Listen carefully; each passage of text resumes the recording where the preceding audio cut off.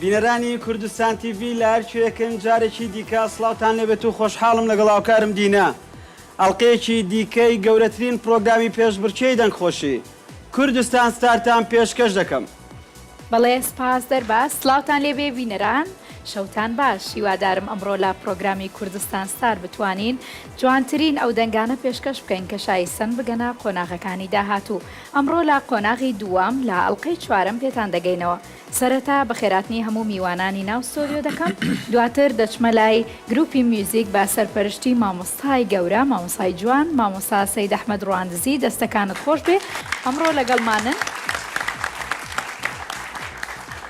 دەستخۆش مامۆستا. ئەمڕۆ لەگەڵمان ئەمێننەوە و ئەسفێکی جوانمان بۆکەن وەک ڕۆژانی ڕابردوو و دواتر یەمەوە لای تۆ دەرباس بزانم. سپاس دینە، بێگومان